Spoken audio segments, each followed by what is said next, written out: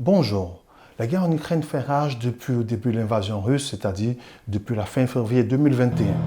Du déploiement des militaires, morts dans les deux camps, bombardement des plus grandes villes d'Ukraine et d'autres dégâts dont nous parlerons tout à l'heure. Mais les conséquences de cette guerre se font sentir partout dans le monde, bien au-delà des frontières russes et bien au-delà des frontières ukrainiennes. Nous allons nous arrêter ici sur les conséquences de cette guerre sur le continent africain de manière particulière.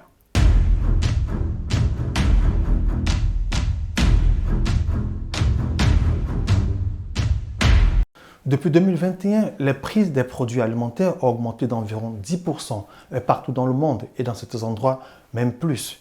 La plus forte augmentation en 12 mois depuis 1981. Voici quelques produits dont les prix ont fortement augmenté. Les œufs, la volaille, les produits laitiers, le poisson, les fruits de mer, les céréales, l'essence, le gaz.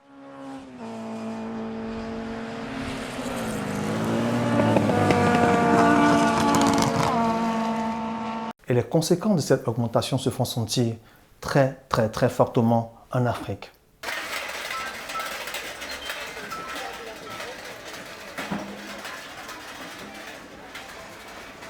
Il y a cela quelques semaines, j'étais en Côte d'Ivoire, j'ai été choqué par cette augmentation, par cette flambée, par la cherté du coût de la vie. J'en parlais hier même avec un ami camerounais qui me dit « Mais Serge, il n'y a pas que la Côte d'Ivoire. Partout, c'est pareil. Au Cameroun, au Tchad, au Niger, même en France, cette augmentation se fait sentir dans le quotidien des populations. »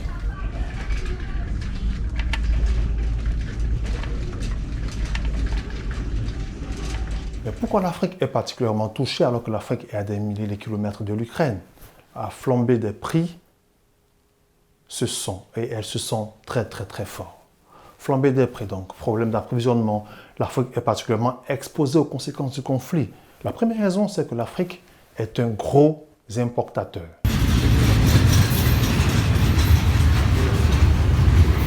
L'Afrique importe beaucoup. Et quand je dis l'Afrique, je ne parle pas d'un pays africain, je parle de l'Afrique de manière générale.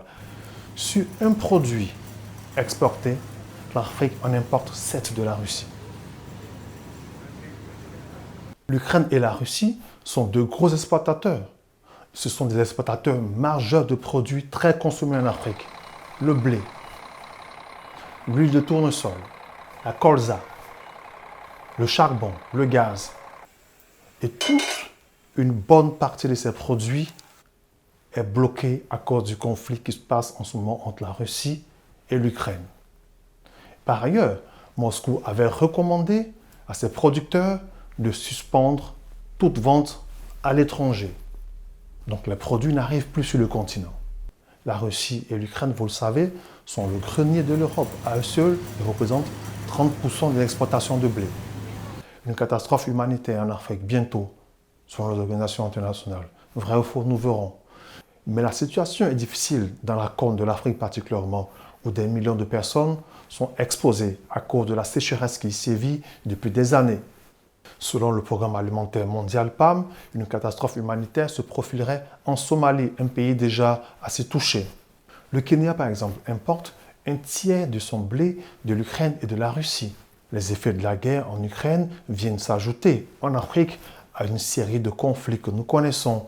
Sécheresse, pandémie, réchauffement climatique, urgence humanitaire, troubles politiques, sécuritaires, islamisme et djihadisme. Au Zimbabwe, par exemple, le prix de l'essence a été multiplié par 3. Ça veut dire que si un litre d'essence coûtait 1 euro, à l'heure actuelle, le litre d'essence coûte 3 euros.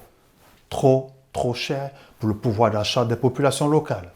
En Afrique de l'Ouest, d'après l'Oxfam, une crise alimentaire pointerait du nez. Le Burkina Faso, le Tchad, le Mali, le Nigeria sont les principaux pays touchés parce que cette guerre a impacté de nombreux facteurs. La chaîne d'approvisionnement a été détruite. Les produits qui mettaient 10 jours pour arriver doivent mettre des mois. Le circuit d'approvisionnement normal a été déréglé.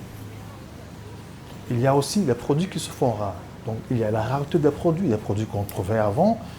On ne peut plus les trouver parce que l'Ukraine, qui est en guerre, n'a plus les moyens d'exporter comme elle exportait avant. Bien entendu, il y a aussi le coût de la logistique, le coût des transports, tout a été multiplié. Voici les facteurs qui continuent d'impacter et qui impactent toujours notre quotidien depuis que la crise a commencé entre l'Ukraine et la Russie. De toute évidence, à l'heure actuelle, comme je le disais, l'Ukraine est plutôt préoccupée à défendre son territoire que de penser à exporter des produits dont le cycle d'approvisionnement a été déréglé. Le bout du tunnel, nous l'espérons pas loin. Au nom de la vie des populations d'Ukraine, au nom de la vie des enfants, des filles et des hommes qui sont déplacés, qui continuent de mourir. Cependant, pour notre pouvoir d'achat, ne nous leurrons pas. Même quand les guerres s'arrêtent, les prix qui augmentent ne descendent presque jamais.